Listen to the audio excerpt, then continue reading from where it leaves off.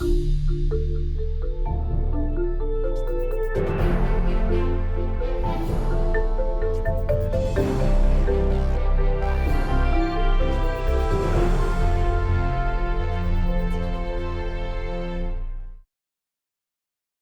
the last lecture, we looked at some of the fundamental values of liberal democracy, trying to understand what actually drives our political system, the ways in which we are hopefully all committed to individual freedom and collective self-determination. And we also looked in the next step at why we might think that this new set of political figures and political forces, populism, might be a deep threat to those values. The reason I suggested is that populists are not just anti-elitist, they are also anti-pluralist. They do not accept the legitimacy of their political adversaries, and this sets them on a direct collision course with the key elements of liberal democracy. That was a conceptual argument, and I hope you were somewhat persuaded by it. But it was not an empirical argument. There's still a big question as to whether that logic actually turns out to be true, whether populists are able to do real damage to democracy where they have risen around the world. That is the topic that we want to tackle this week. In 2001, Recep Erdogan was elected Prime Minister of Turkey with a big majority. He was very popular because he spoke to a set of real frustrations and real limitations of the democratic system that preceded him. In Turkey, devout Muslims were often excluded from mainstream social and political institutions. Some past Islamic movements had been banned, and women wearing the headscarves were not allowed to enter state universities. In his first months and years in office, Erdogan was celebrated around the world as somebody who might be completing the project of Turkish democracy, integrating its more devout citizens into the system and breaking the hold that the Turkish military had long held over the country's politics. But as time went on, it became clear that Recep Erdogan's mission was rather different. That he actually was intent on placing his own loyalists in all of the institutions of the state, in breaking the independence of the judicial system, in becoming capable of manipulating the elections, and most of all, in silencing his opponents in the media.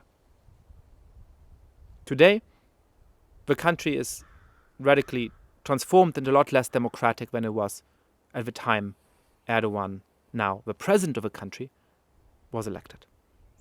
In the last years alone, hundreds of journalists have been jailed. Tens of thousands of civil servants have been fired from their job because of their lacking loyalty to the president. And many academics have suffered a similar fate.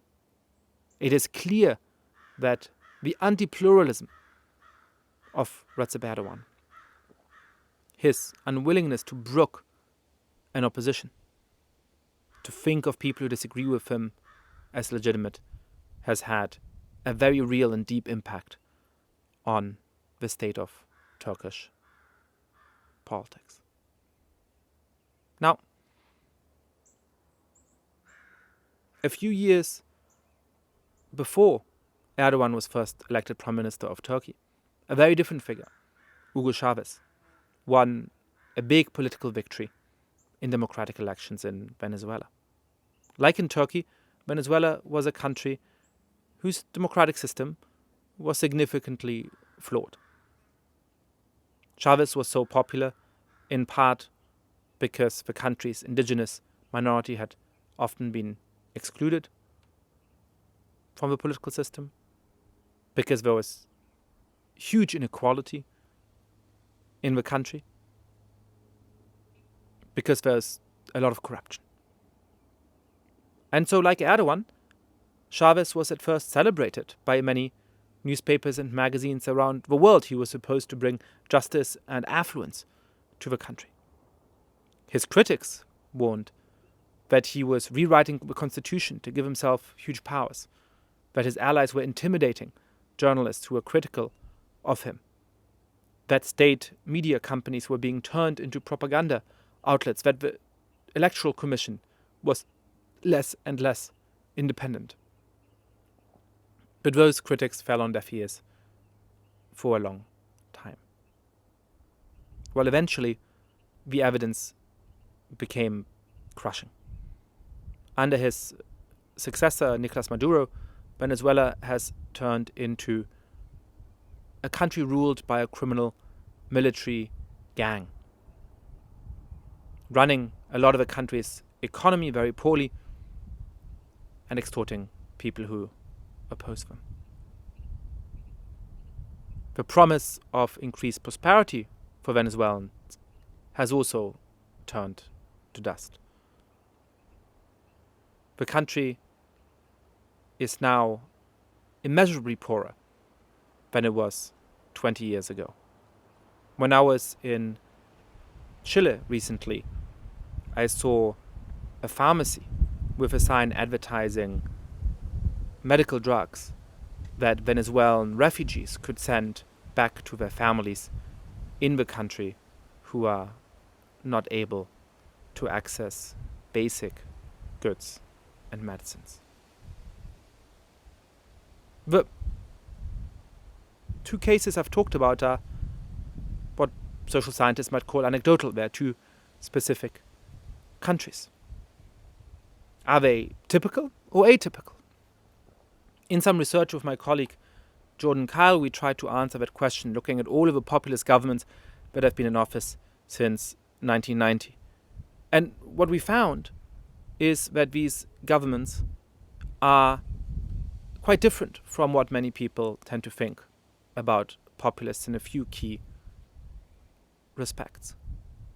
The first respect is that populists who are elected to office are often dismissed both by international observers and by local political elites. What, that guy over there?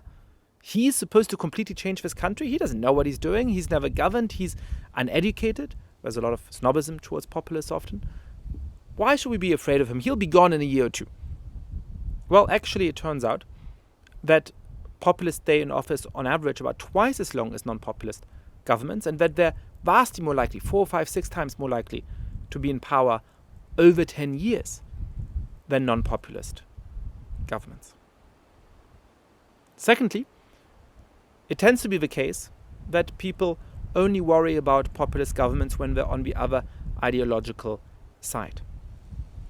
If they're left-wing, they say, right-wing populists concern us, but left-wing populists are not as dangerous. And if they're right-wing, they might say, well, people like Chavez are dangerous, but people like Viktor Orban in Hungary are just fine.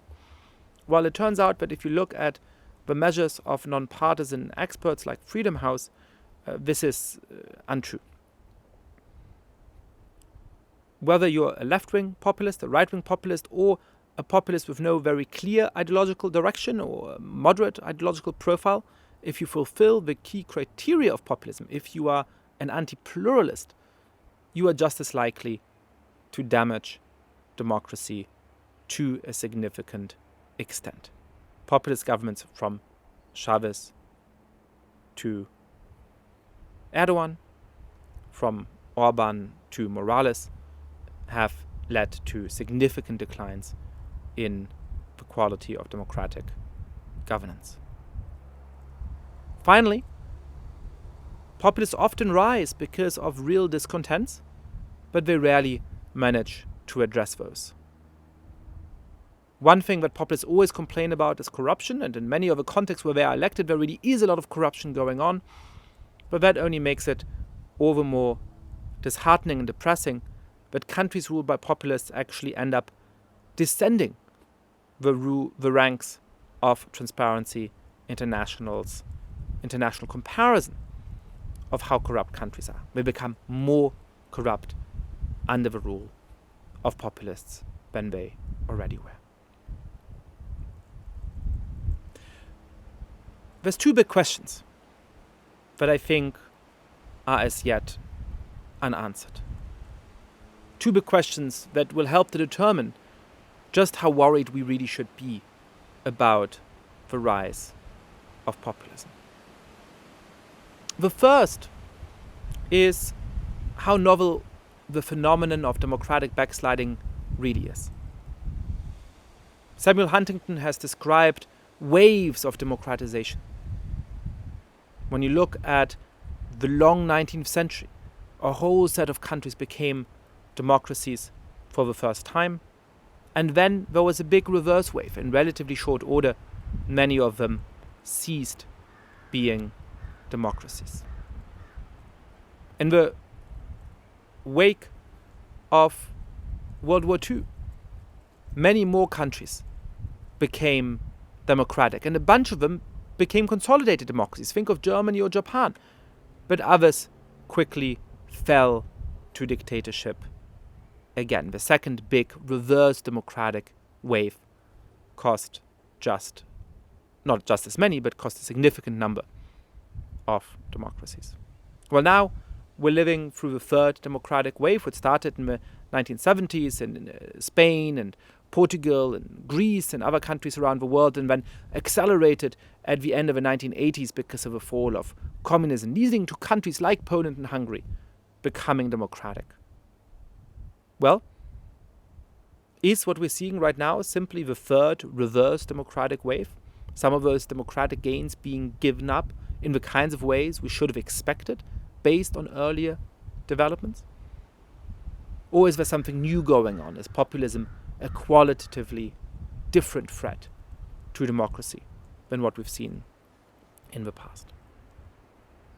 That answer depends in part on how you think about a second question, which is how worried you should be about the impact of populism on democracy in countries that have longer democratic traditions than Hungary or Turkey or Venezuela, but are more affluent than those countries. How much damage will populists be able to do to liberal democracies in countries like, say, the United States, where Donald Trump was elected president in 2016? Well, I want to suggest to you that it's too early to have a firm answer to that question, that social scientists do not have enough precedent to confidently settle that puzzle, but that we can draw on what's going on at the moment in the United States and other countries, what's going on at the moment in countries from India to Turkey, to try and understand the nature of the threat of populism and the signs of it succeeding much better than we currently do. I look forward to our discussion, and in particular to thinking through just how dangerous you think this populist wave is to liberal democracies around the world, and particularly in its traditional heartlands, in those countries where we're supposed to think democracy would be stable forevermore.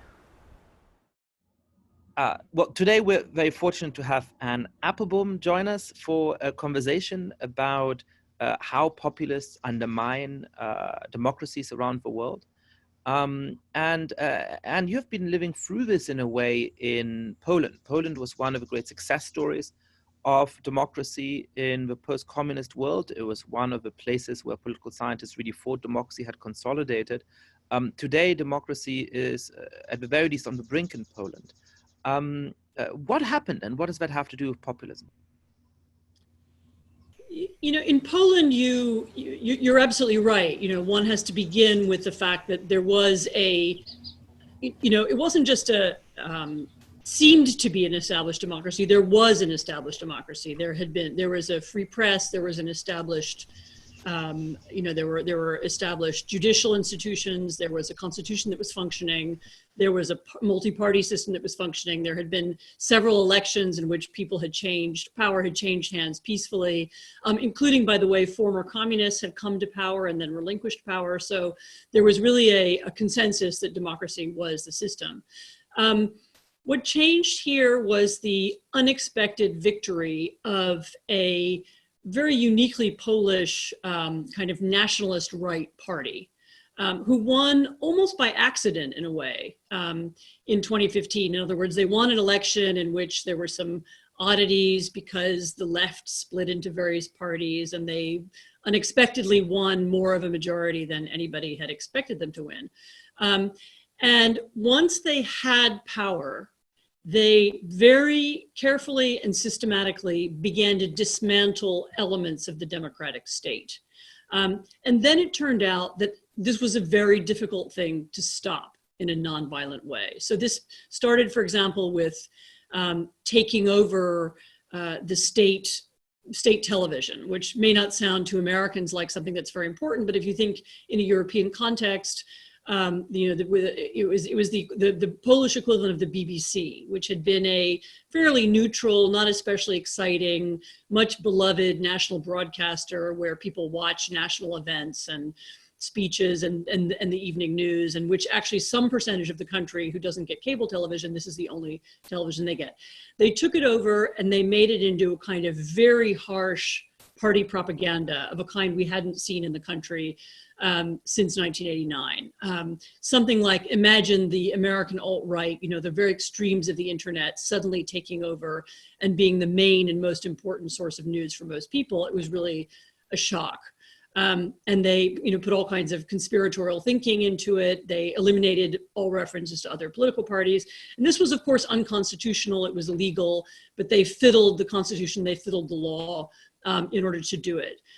Secondly, they took over the Constitutional Tribunal, the equivalent of the Supreme Court, by packing the courts, by appointing judges illegally, doing so with parliamentary approval that they shouldn't have had because they didn't have a constitutional majority.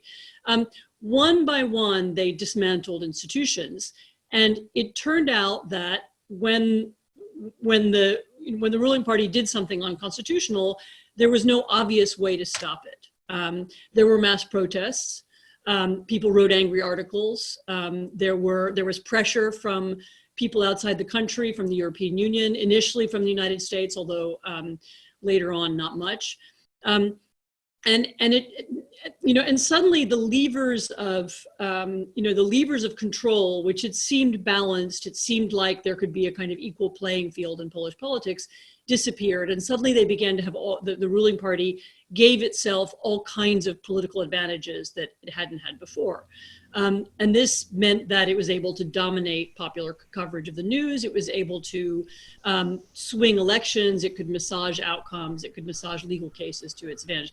And this, and I wouldn't say it's too early to say this is the end of democracy in Poland, but it was certainly a very harsh assault on it.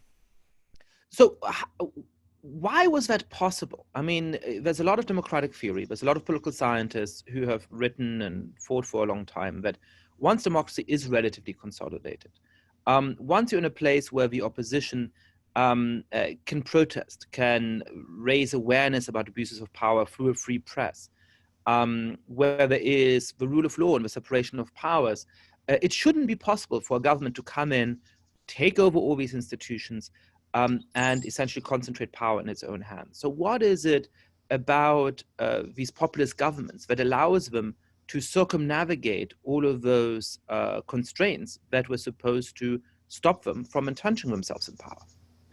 I think it is mostly due to the nature of their own support and their own supporters. So this is a political party that described itself as being, as having some kind of more authentic, of a more authentic nature. So we are the true Poles. We are the authentic leaders of the country, as opposed to the inauthentic leaders, the corrupt elites, the other people who've been ruling the country since 1989. And they kept themselves distinct from the kind of right-left arguments that had been going on hitherto. And they said, no, we stand for something different. We have a deeper authenticity. We speak for, the true Poles as opposed to the, as I said, the corrupt elites, the cosmopolitan elites. And therefore we have a we have a greater whole, sort of a greater legitimacy, a different kind of legitimacy to hold power. And enough of the country, I would not say it's the majority of the country, but it was enough of the country and it was enough of the voting public believed them. And therefore, as they began to carry out these assaults on these different institutions, continued to support them. And this was the thing that we didn't expect. Because the kinds of criticisms that were once made of previous governments, that people had misspoken or they had done something borderline illegal, the kinds of criticisms that were made about politicians that were enough to end political careers in the past no longer seem to work in this new atmosphere. And so, for example, the leader of the ruling party here, Yaroslav Kaczynski, was at the center of an enormous scandal. It turned out that he had a piece of property that he'd been given under unclear circumstances in the 1990s. He was planning to use it, and as he'd been using it to make money for many years. He was trying to develop it to build a tower block on the property. This is a piece of property in Warsaw. He engaged a consultant, an Austrian consultant, and then not paid him. A whole series of scandals around him. None of these scandals seem to affect the way that his voters felt about him. Any previous politician, any previous prime minister, any previous party leader in the previous 30 years who had done something like this would have been eliminated immediately by his own voters, or her own voters in a couple of cases. So the idea is that really the core of the constraints on democratic governments is public opinion. But yes, in the end, all of the rule of law, all of the separation of powers only works if people respond to abuses. And populists, because they polarize how the public feels, because they turn everything into this battle between us and them, are immune to that kind of popular backlash. And that's why they can take over the government. Yeah, we all thought when this big scandal broke, we assumed that this would affect how people felt about the party, because, this was exactly the kind of scandal that they'd been pointing fingers at, saying other people had been doing it for many years, often untruthfully, actually. But this was the kind of 1990s holdover corruption that they had said was so widespread. And yet they were actually, worse perpetrators of it than really any other existing political party. In other words, they'd gotten through these, the distribution of state property at the during the 90s that was sometimes unfair. They'd benefited from it. And yet their voters didn't care.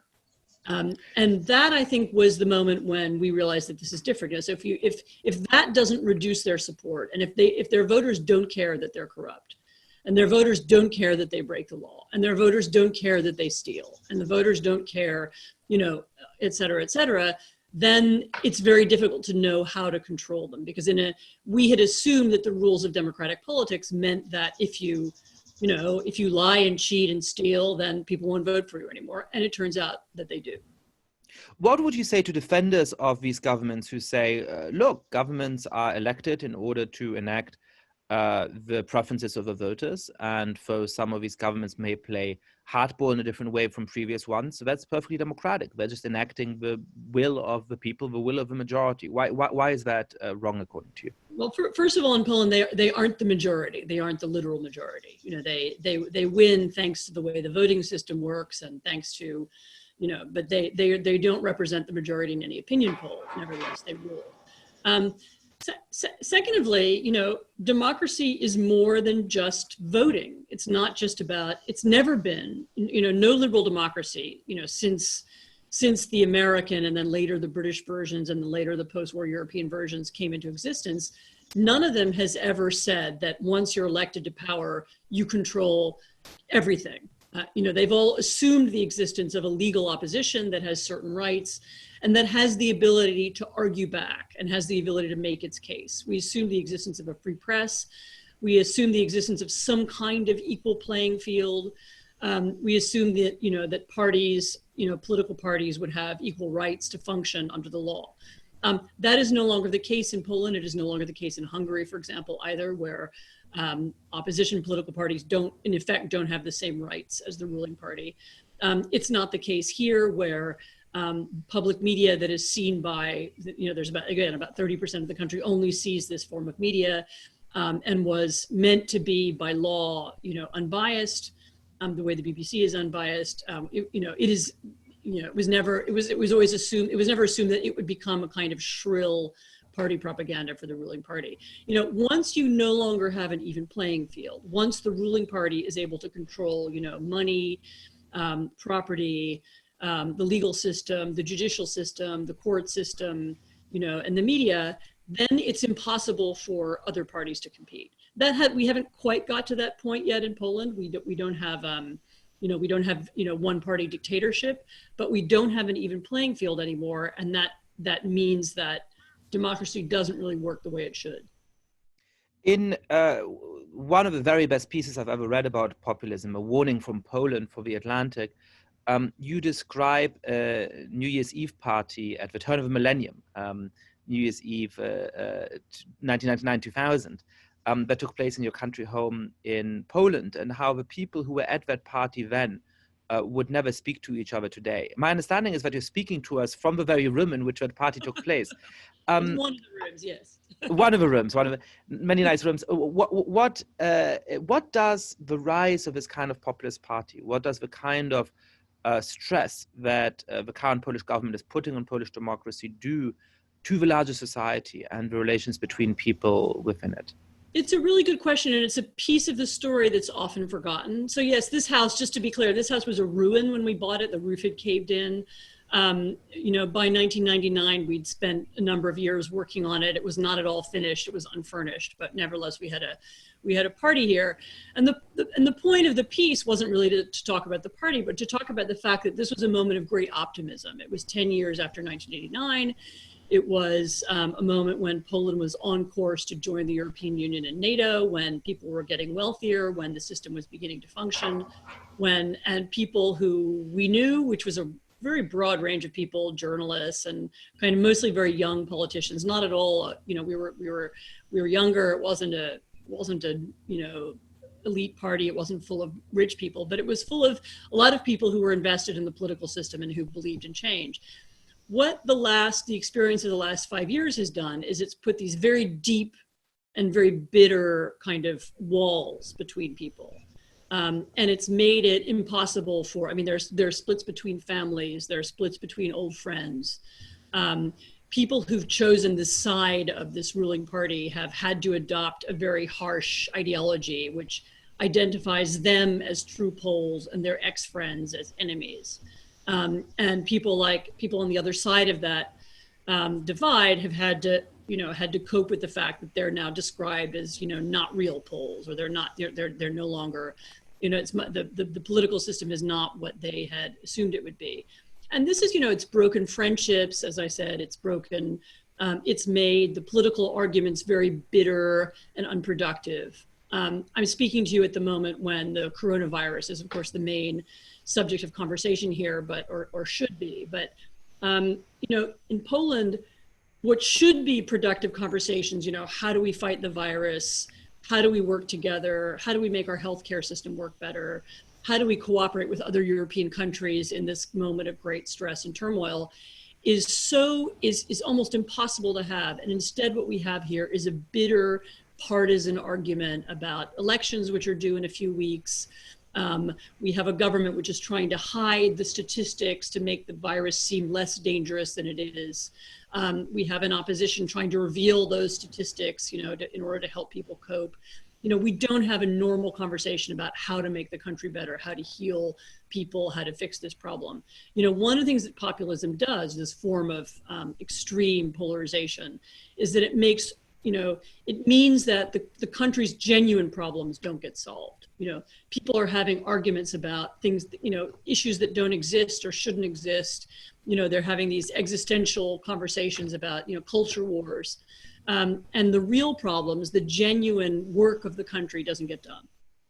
That's, I think, one of the really revealing things about this terrible pandemic, that people are starting to see the price that ordinary people pay when experts are ignored, when independent institutions are politicized, when people are promoted for their partisan loyalty rather than their experience or expertise.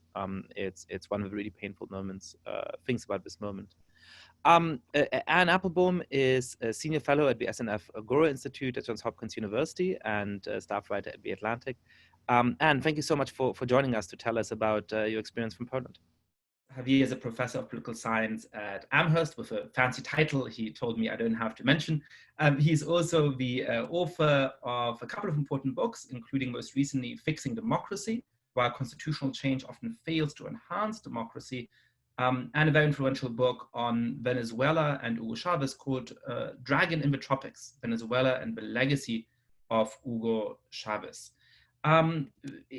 It is that topic that I want to start with. Back when you published that book in 2015, a lot of people still thought of Chavez as a very inspiring figure. And it's understandable why people may have thought that. Venezuelan democracy was flawed when he was elected. It was deeply unequal. It was very corrupt. And he promised to solve all of those things.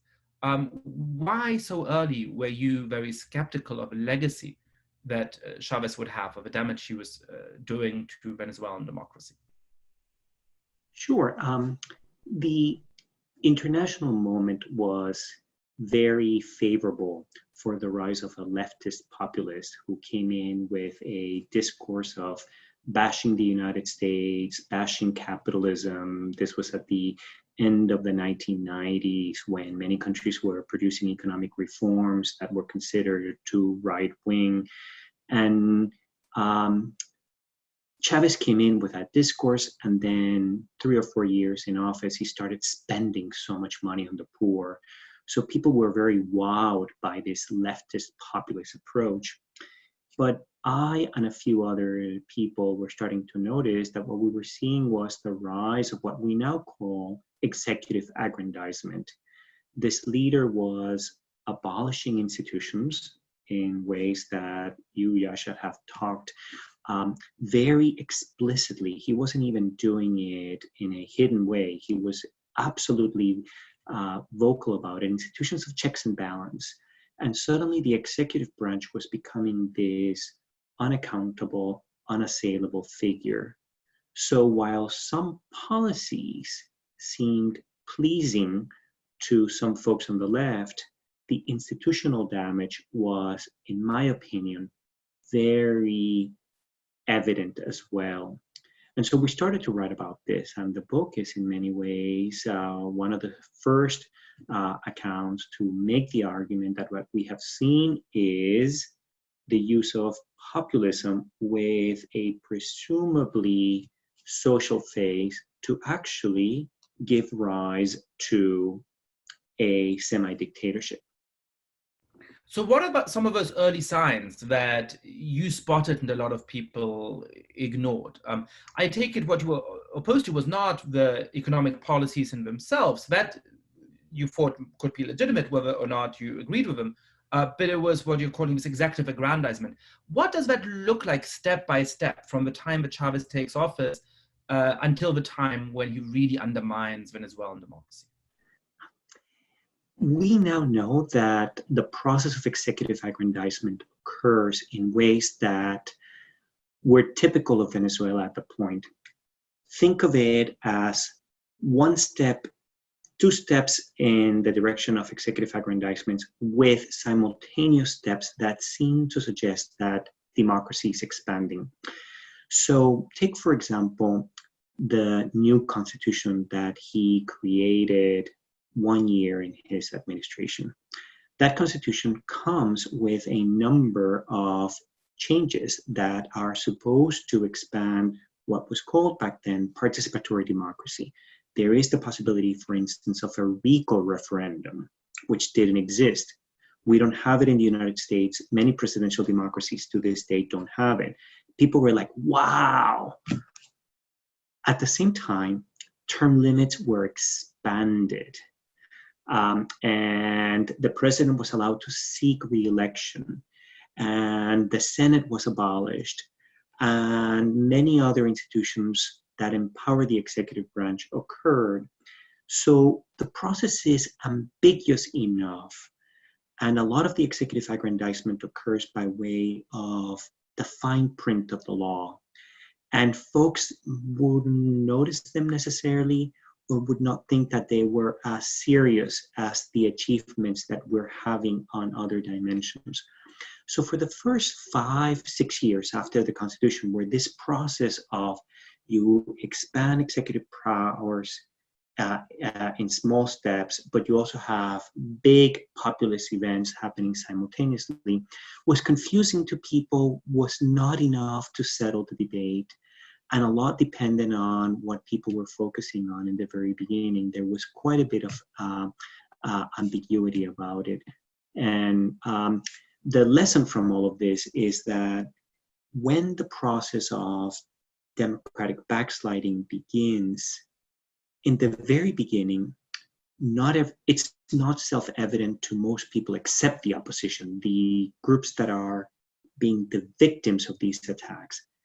For many supporters of the incumbents, they see this as the most democratic period in the history of this country.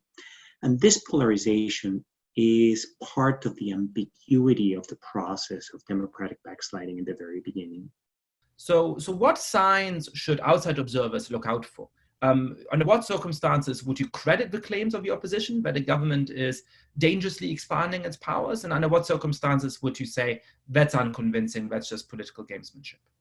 So political scientists are trying to figure out what are the most important signs. And if I had to pick 2 signs that this is happening, the first thing is what's happening in the judicial system.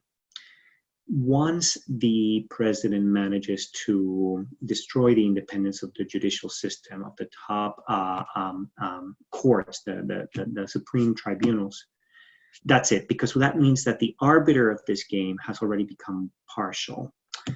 And this didn't happen right away with Chavez, but it happened soon enough by 2003. So it happened very quickly. And once you do that, things become very hard, because then what you have is every law that comes is never challenged by anybody. And so you can begin to introduce more self-serving laws, even anti-constitutional laws, without having an institution saying, stop it right there. The second sign is, of course, and this is going to resonate here in the United States, is the attacks by the president to dissent, and especially coming from the press, but also from social movements. In a democracy, you're supposed to have competition, and you're supposed to accept the opposing views as legitimate citizens. But once you see a president claiming that dissent and criticisms is a form of treason, is a form of foul play, is a form of lower levels of citizenship, then you got to worry. Because once you attack the press for criticizing, what you're also doing is criticizing any opposing political party as well, because that's what you are supposed to do in a democracy as an opposition figure. So those could be really, if we had to select, I don't know if you agree, but if you had to select 2 very obvious signs that things are going in the wrong direction, look for those. One of the interesting things is that we still tend to think of rising dictators as using extra constitutional means. The image we often have of dictatorships, especially in Latin America, still comes from the 70s and 80s, when they often originated with a tank rolling down the street from the army barracks to the presidential palace or to the parliament, and some kind of military figure coming out and saying, that's it, I'm in charge now. What we're seeing with populists in Venezuela and other Latin American countries, but also around the world, is rather more subtle, because often they don't openly violate the constitution. Now, you've coined a kind of term for it, of autocratic legalism. What did that look like in the Venezuelan context? How did Chavez and his allies use judicial means to essentially abolish a real democracy? What you see, and what I'm trying to capture with autocratic legalism as a term, is this combination of the use and lack of use of the law simultaneously. You create a legal apparatus that you will apply, but mostly to hurt your opponents. And then you do not use it if, for some reason, your group might be the one that engages in wrongdoing of some sort. So that's kind of how you do this. So for example, a typical approach of populism is to create hardline policies about corruption. And we see this in right-wing and left-wing governments, or hardline policies about any aspect of life that people find disagreeable. It could be about criminals, it could be about economic activities. But then what you do is, as the executive branch, by way of your attorney general or the courts, is you only prosecute your real political enemies. So you apply the law selectively. And of course, the government and the ruling party operates with significant impunity or with special favors. So this is the subtleness of what you're describing. You build a strong legal apparatus, you create the mechanisms to enforce it, but you apply it selectively. I can't resist asking, since we happen to be recording this a day after the Department of Justice in the United States announced that it wouldn't be prosecuting Michael Flynn, one of the closest collaborators of Donald Trump, even though he had admitted to criminal wrongdoing. To what extent do you think that process is now underway? We're speaking in May 2020 in the United States. I think we're completely seeing a perfect example of it. You see how an independent agency of the United States is already catering to the political wishes of the executive branch.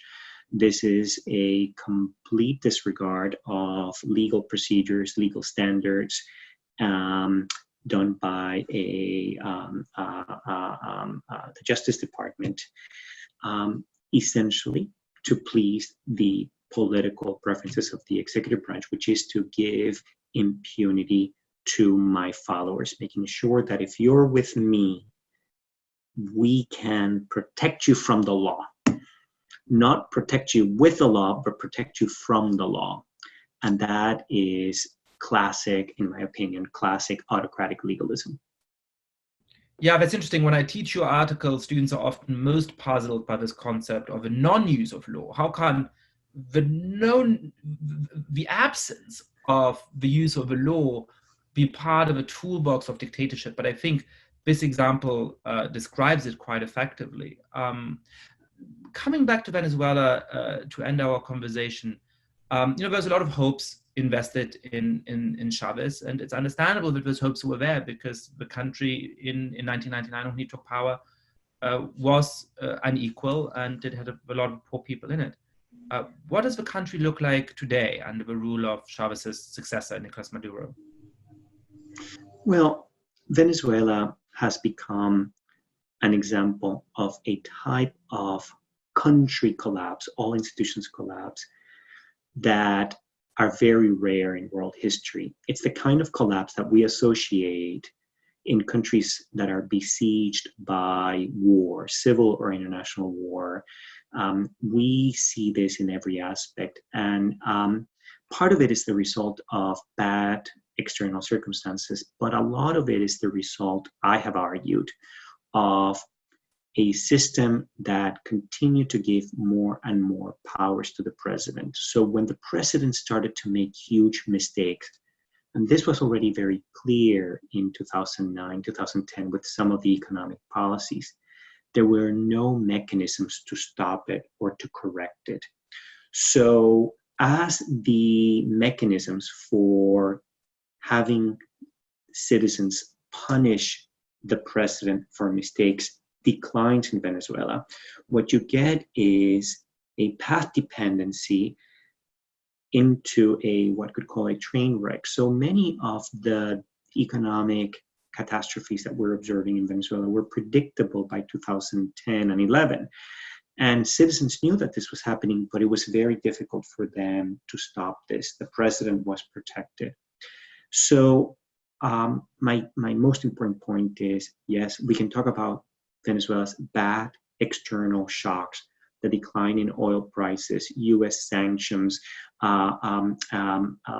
We could argue that even China's economic slowdown has affected Venezuela. But this is all, in my opinion, the result of what can go wrong when you maximize the decline of accountability on the part of the government. Javier Corrales, thank you so much for joining our class. Delighted to be in your class, and I wish you and your students all the best. Rana is a global opinions writer for the Washington Post, and we called the Gujarat Files Anatomy of a Cover-Up, which is very much about Narendra Modi's rule and rise to power when he was still a provincial governor in Gujarat. Well, Narendra Modi is now the Prime Minister of India, probably the most influential Indian political figure in many decades. Who is Narendra Modi, and what is this movement, the BJP, on the back of which he has risen to power? So Narendra Modi started out as a party worker of the Bharatiya Janata Party, or the BJP, which is basically a right-wing Hindu nationalist political party, which believes in Hindu supremacy, which believes, whose views on the partition of India in 1947, and the people who formed the core of the party are also people who led to the assassination of Mahatma Gandhi. So it's a very controversial political party. So Mr. Modi's political career, from being the provincial minister of Gujarat to his journey to being the Prime Minister of India, and one of the most powerful figures in world politics right now, is riddled with controversies and crimes against humanity. So when Mr. Modi was the provincial minister in Gujarat, he was one of the key figures of the Bharatiya Janata Party. He played an active part in the demolition of the Babri Masjid in India in 1992, which led to one of the biggest anti-Muslim carnages in India. And then he becomes the provincial minister of Gujarat, where 1,500 Muslims were butchered overnight, while Mr. Modi presided over as a chief minister. And he looked away when Muslims were being killed. He gave provocative speeches during the period of the riots, called Muslims child-producing factories that live in relief camps and breed more and more. He was called by the Supreme Court of India as the modern day Nero, who looked the other way as innocent women and children were being burnt alive.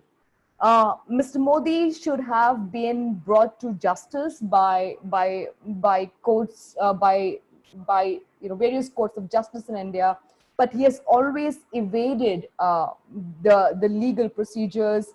Most of his ministers, most of the people who should have given testimonies against him, turned hostile during the commissions of inquiry, fearing Mr. Modi's wrath. When I went undercover as a 26-year-old, right after I had got Mr. Modi's second in command, Mr. Amit Shah, who's now the Interior Minister of India, the second most powerful man, as a Hindu strongman, and his hatred for Muslims and his lust for power riding on blood and bodies. So when I went undercover as a student of the American Film Institute Conservatory with 8 cameras on my body, posing as a Hindu nationalist, I spoke to some of the top guys in Mr. Modi's dispensation, from his home secretary to his ministers, and they all said the same thing, that Mr. Modi wanted a genocide of Muslims so that he could emerge as the savior of Hindus who was protecting Muslims. This Mughal invasion in India, which brought Muslims and Muslim supremacy. So his entire career, from the time he was the provincial minister in Gujarat to his journey as the prime minister, has been full of anecdotes, has been full of stories of his hatred of Muslims.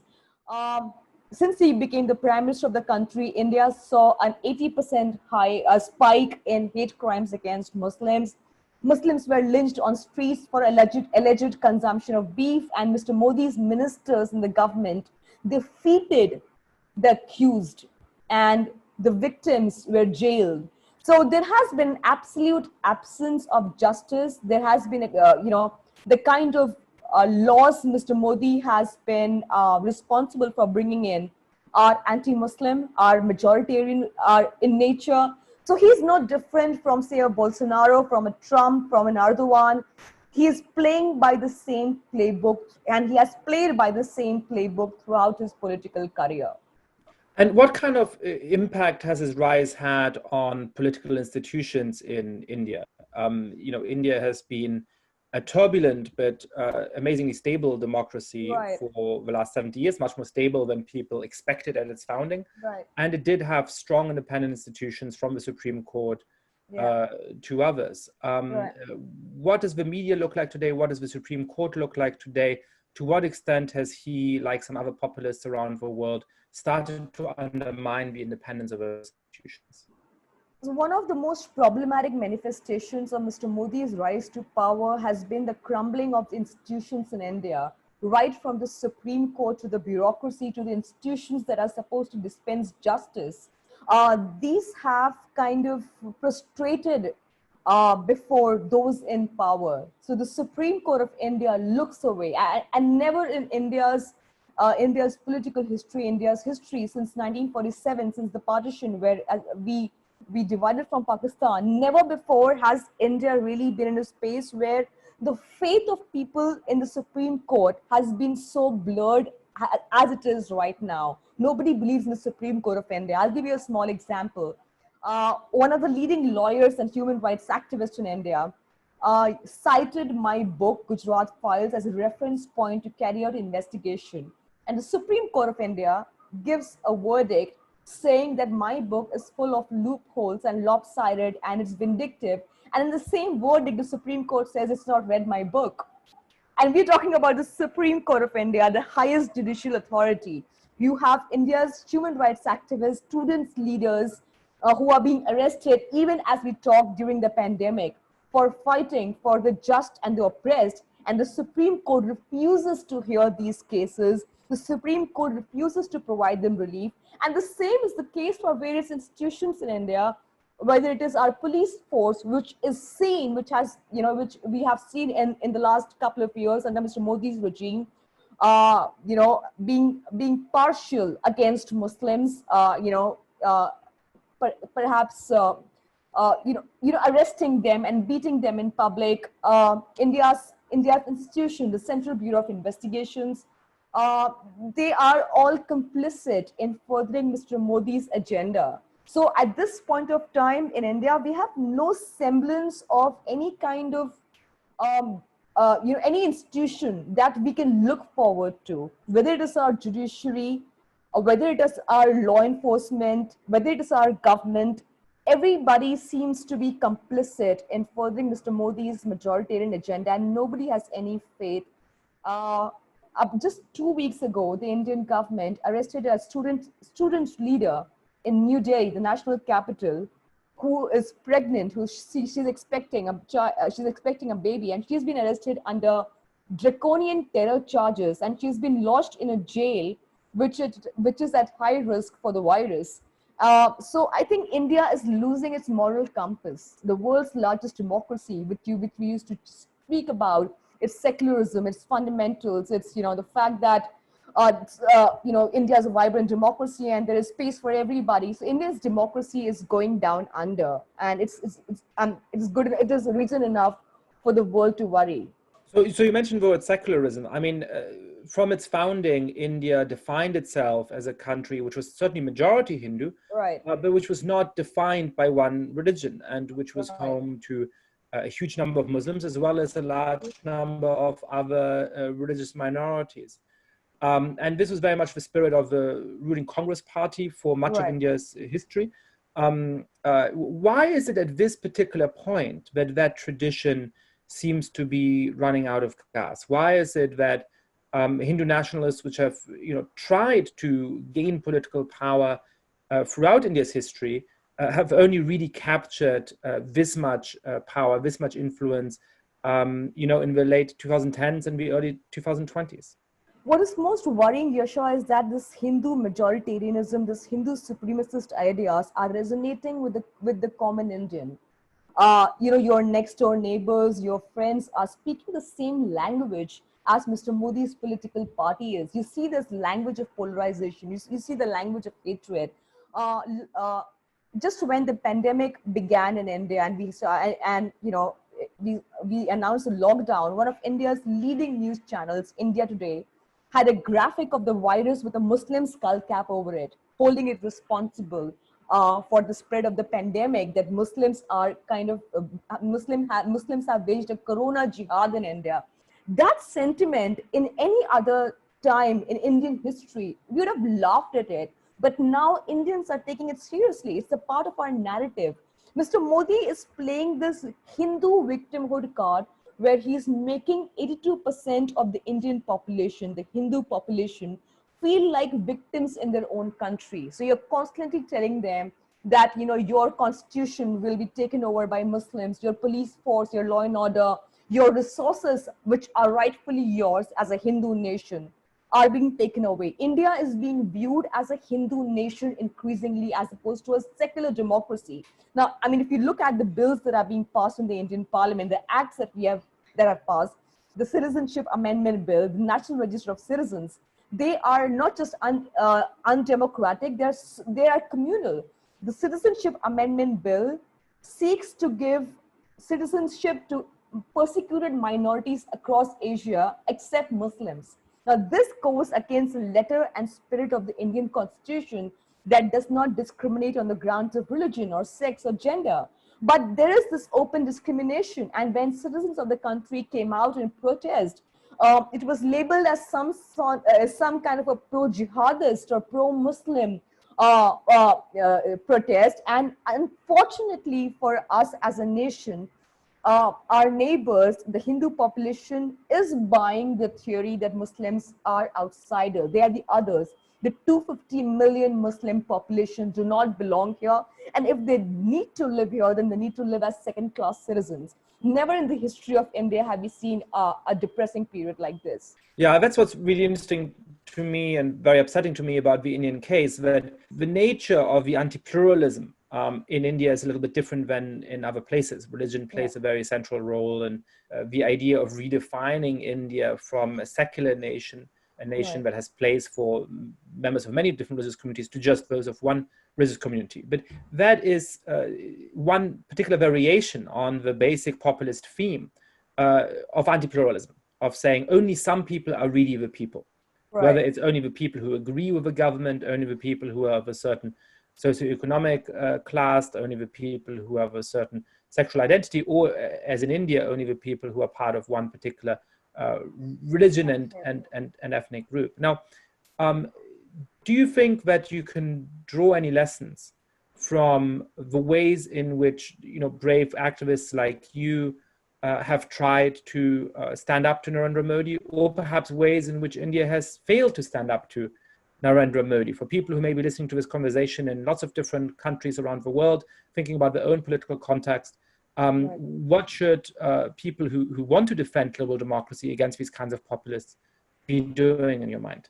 I think, Yasha, the easier thing for so many of us, and there's so many unsung journalists. Of course, I have a public face, and because I have, I've been in the public eye. But there are many human rights activists, there are academics, there are lawyers in India who are fighting an unpopular battle against fascism, against majoritarianism.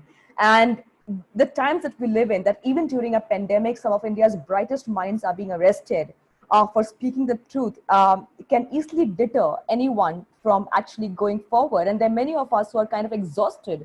There are many of us who are kind of, cynical of the way things are going in India, because we feel that nothing that we are doing is making any difference to the Indian democracy, and that we are trying to save save the Indian democracy from going down the path of majoritarianism. But we do take some solace in history, because we do know that history has been kind and objective to all those who have been fighting an unpopular battle against leaders like Mr. Modi, or in the past right-wing leaders which have existed. We have seen Mahatma Gandhi was assassinated by a right-wing nationalist, and we thought this was the end of all things secular. But we still bounced back. We still we saw hope in many of us who believed in the idea of India. So there are many of us who still believe that we can expose Mr. Modi's agenda, and it is important for us, especially on international platforms, to expose, what